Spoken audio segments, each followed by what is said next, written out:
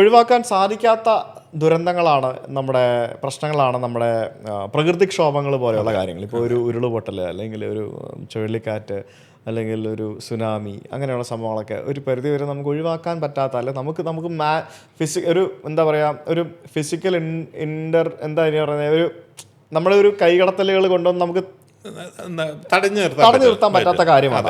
അതിൻ്റെ വഴിക്ക് ഇങ്ങനെ വരുന്ന കാര്യങ്ങളാണ്. അപ്പോൾ അതിനെ പ്രതിരോധിക്കാനായിട്ട്, അല്ലെങ്കിൽ ആ വരുന്ന പ്രകൃതി ദുരന്തങ്ങളെ മറികടക്കുന്നതിന് വേണ്ടി നമ്മൾ മനുഷ്യൻ്റെ ബുദ്ധി വെച്ച് കുറേ കാര്യങ്ങൾ ചെയ്തിട്ടുണ്ടല്ലോ. അതിനകത്ത് ഫസ്റ്റ് തിങ് എന്ന് പറയുന്നത്, ഇപ്പോൾ ഒരു സുനാമി വരികയാണെങ്കിൽ ആ സുനാമി വരാൻ പോകുന്നു എന്നുള്ള ഒരു മുന്നറിയിപ്പ് കിട്ടുക എന്നുള്ളതാണ്. ഇപ്പോൾ നമ്മൾ വയനാട്ടിലുണ്ടായ പോലെ ഒരു ദുരന്തം, ആ ഒരു ദുരന്തം വരാൻ പോകുന്നതിനെ പറ്റിയുള്ളൊരു മുന്നറിയിപ്പ് കിട്ടുക എന്നുള്ളതാണ്. അപ്പോൾ അത്തരത്തിലുള്ള പല സമയത്തും ഈ മുന്നറിയിപ്പ് കിട്ടുക, അല്ലെങ്കിൽ ആളുകളെ ഇവാക്യുവേറ്റ് ചെയ്യുക എന്നൊക്കെ പറയുന്നത് വലിയൊരു ഫാക്ടറല്ലേ. ഇപ്പം ഞാൻ കഴിഞ്ഞ ദിവസങ്ങളിൽ കരീബിയൻ യാത്രകൾക്കിടയിൽ എനിക്ക് 2 സമയത്ത് ഈ ഹറിക്കേൻ്റെ പ്രശ്നങ്ങൾ, ഒന്നാമത് ഞാൻ പോകുന്നത് ഹറിക്കേൻ്റെ സമയത്താണ്. എനിക്കറിയാം ഇതൊരു പ്രശ്നബാധിത സമയമാണെന്ന് എനിക്കറിയാം, പക്ഷേ എനിക്ക് ആ സമയത്ത് ട്രാവൽ ചെയ്യാൻ എൻ്റെ സാഹചര്യം അനുവദിച്ചുള്ളൂ.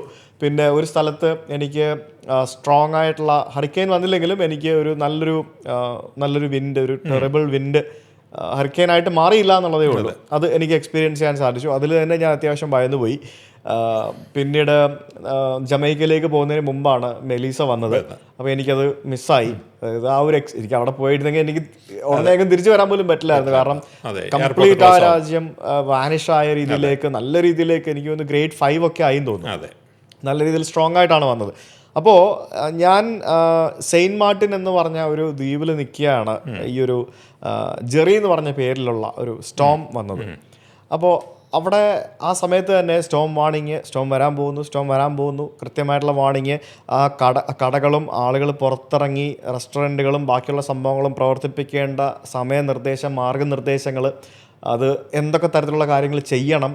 പിന്നെ ഇവിടെ എല്ലാം ഈ സുനാമി ഇവാക്വേഷൻ റൂട്ട്, അങ്ങനെ പല സംഭവങ്ങളൊക്കെ നമുക്ക് ഈ കരീബിയൻ രാജ്യങ്ങളൊക്കെ പോകുമ്പോൾ കാണാം. പിന്നെ ചില സ്ഥലങ്ങളിൽ വോൾക്കാനിക് ഇറപ്ഷൻ ആക്ടിവിറ്റീസ് ഉണ്ടാകുന്ന സ്ഥലമാണ്. ഇപ്പം സെയിൻറ്റ് വിൻസെൻ്റ് ആൻഡ് ഗ്രനഡൈൻസ് പോലെയുള്ള രാജ്യങ്ങളിൽ ഇപ്പോഴും ബോയിലിംഗ് വോൾക്കാനോസ് സംഭവങ്ങളൊക്കെ ഉണ്ട്. അപ്പോൾ ഇവരൊക്കെ ഈ പ്രകൃതി ദുരന്തങ്ങളെ ഭയങ്കരമായിട്ട് നേരിടുന്ന രാജ്യങ്ങളാണ്.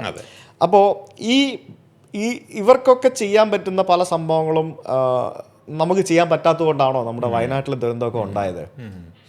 പ്രകൃതി ദുരന്തത്തിൻ്റെ മുന്നറിയിപ്പ് എന്ന് പറയുന്നത് 2 ലെവലിലുണ്ട്. ഒന്നെന്ന് പറയുന്നത്, ഇപ്പോൾ സുജിത്ത് പറഞ്ഞ പോലെ ഷോർട്ട് ടൈം ആയിട്ടുള്ള ഒരു ദുരന്തം വരാനായിട്ട് പോകുന്നു. 24 മണിക്കൂർ 48 മണിക്കൂർ മുൻപ് ഇൻഫർമേഷൻ ശാസ്ത്രീയമായി നമ്മൾ അറിയുന്നു. അത് നമ്മളുടെ കമ്മ്യൂണിറ്റിയിലേക്ക് കൊടുക്കുന്നു. അപ്പോൾ അതിന് ഇമ്മീഡിയറ്റ് ആയിട്ടുള്ള ആക്ഷൻസ്, ഇവാക്വേഷൻ ആകാം, അല്ലെങ്കിൽ വീടുകളുടെ വിൻഡോസ് ക്ലോസ് ചെയ്യുന്നതാകാം, പ്രൊവിഷൻസ് അക്യുമുലേറ്റ് ചെയ്യുന്നതാകാം, ഇലക്ട്രിസിറ്റി കൺസർവ് ചെയ്യുന്നതാകാം. അങ്ങനെ പല തരത്തിലുമുള്ള കാര്യങ്ങൾ നമുക്ക് ചെയ്യേണ്ടതാണ്.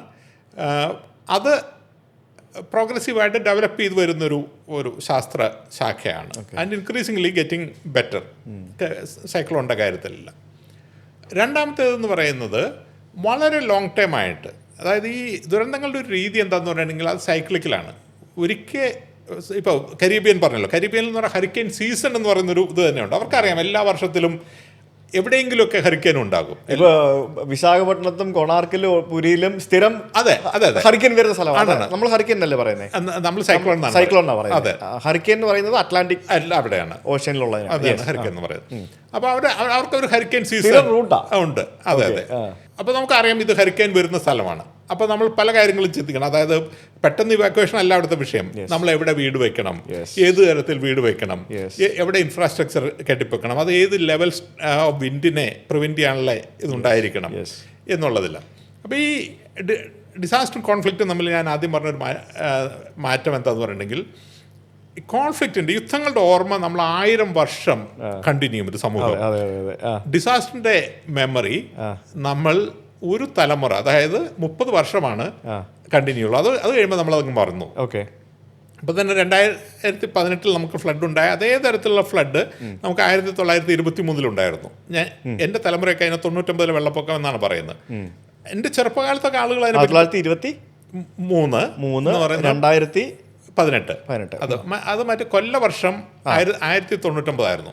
അപ്പൊ അതുകൊണ്ടാണ് അതിനെ 99 വെള്ളപ്പൊക്കം എന്നാണ് പറഞ്ഞുകൊണ്ടിരുന്നത്. അപ്പൊ എന്റെ ചെറുപ്പകാലത്തൊക്കെ എല്ലാവരും ഒരു റെഫറൻസ് പോയിന്റ് ആയിട്ട് 99 വെള്ളപ്പൊക്കം എന്ന് പറയും. പക്ഷെ അത് കഴിഞ്ഞപ്പോൾ പിന്നെ അത് ആളുകൾ അങ്ങ് മറന്നുപോയി. 2018 വെള്ളപ്പൊക്കത്തിലായിരുന്നു എന്റെ കല്യാണം. ആയിരുന്നു, അത് ശരി. അതെനിക്ക് റെഫറൻസ് പോയിന്റ് ആണ്. അതെ. പക്ഷെ ഒരു 10 വർഷം നമ്മളത് ഇതിനെ പറ്റി പറയും. പക്ഷെ അത് കഴിയുമ്പോൾ അതങ്ങ് മറന്നു പോകും. അപ്പോൾ ഞങ്ങൾ എപ്പോഴും പറയുന്നത് ഈ ഷോർട്ട് ടൈം ആയിട്ടുള്ള ഫോർകാസ്റ്റുകൾ അത് തീർച്ചയായിട്ടും നമ്മൾ അപ്ഡേറ്റ് ചെയ്തുകൊണ്ടേയിരിക്കണം. അതിൻ്റെ സാങ്കേതികവിദ്യ, ഇപ്പോൾ ഹരിക്കെയിൻ വരുന്നതിൻ്റെ മുന്നറിയിപ്പുകൾ, സുനാമി വരുന്നതിൻ്റെ മുന്നറിയിപ്പുകൾ, ഇതെല്ലാം നമ്മൾ അപ്ഡേറ്റ് ചെയ്തുകൊണ്ടിരിക്കണം. ബെസ്റ്റായിട്ടുള്ള സയൻസ് ഉപയോഗിക്കണം. അതനുസരിച്ച് റെസ്പോണ്ട് ചെയ്യാനായിട്ട് ആളുകളെ പ്രിപ്പയർ ചെയ്യാൻ വേണം. പക്ഷെ അതിലും കൂടുതൽ പ്രാധാന്യമുള്ളത് ഈ ലോങ് ടൈം ആയിട്ട് ഓരോ തരം ജോഗ്രഫിക്കൽ ഏരിയകളിലും ഏതൊക്കെ തരത്തിലുള്ള ദുരന്ത സാധ്യതകളാണുള്ളത്. ഇപ്പോൾ വോൾക്കാനോ എന്ന് പറയുന്നത് പലപ്പോഴും 500 വർഷത്തിലൊരിക്കലായിരിക്കും വോൾക്കാനോ ഉണ്ടാകുന്നത്. പക്ഷെ 500 വർഷം ഉണ്ടായില്ല എന്നുള്ളതിൻ്റെ അർത്ഥം 501ാമത്തെ വർഷം ഉണ്ടാവില്ല എന്നുള്ളതല്ല. ഓൾമോസ്റ്റ് സർട്ടൻ ആയിട്ട് അത് ഉണ്ടാകും എന്നുള്ളത്. അപ്പോൾ വോൾക്കാനോയുടെ തൊട്ടടുത്ത് തന്നെ ആളുകൾ പോയി താമസിച്ചിട്ടുണ്ടെങ്കിൽ definitely some people are going to die. Whether they will die now or 100 years from now, this we don't know. ഇപ്പോൾ ജപ്പാനിൽ സുനാമി സ്ഥിരമായിട്ടുണ്ടാകുന്ന ഒന്നാണ്. പക്ഷെ ഒരു സുനാമി കഴിഞ്ഞ് അടുത്ത സുനാമി വരുമ്പോഴത്തേക്കും ചിലപ്പോൾ 100, 200, 500 വർഷമായി കാണും. അപ്പോൾ സൊസൈറ്റി ഇത് മറന്നു പോകും, ഈ ഒരു സുനാമി ഉണ്ടായി എന്നുള്ളതിന്. അപ്പോൾ ജപ്പാനിൽ മാത്രമുള്ള ഒരു കാര്യമുണ്ട്. ജപ്പാനിൽ ഒരു സുനാമി ഉണ്ടായി കഴിഞ്ഞിട്ടുണ്ടെങ്കിൽ അവർ ആ ലാസ്റ്റ് പോയിന്റിൽ നിറയെ സുനാമി സ്റ്റോൺസ് എന്ന് പറയുന്നൊരു സ്റ്റോൺ കുഴിച്ചിടും. അതൊരു തലമുറ അടുത്ത തലമുറയ്ക്ക് നൽകുന്ന മുന്നറിയിപ്പാണ്. അതായത് ഈ പോയിന്റ് വരെ സുനാമി വന്ന പ്രദേശമാണ്.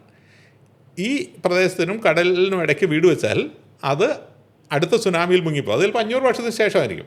അപ്പം അങ്ങനെ ഒരു സുനാമി സ്റ്റോൺ ഉണ്ടെങ്കിൽ then people will be more careful. അതാണ് ആ നൽകുന്നത്. പക്ഷേ ഈ ഒരു രീതി നമുക്കില്ല.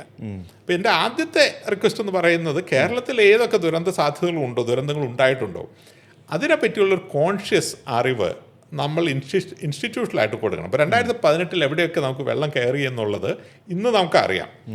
20 വർഷം കഴിയുമ്പോൾ ആളുകളത് ഓർക്കില്ല. അവിടെ നമ്മൾ പോയി വീട് വയ്ക്കും, അതിൽ വീണ്ടും വെള്ളം കയറും. Because this flood is going to come back.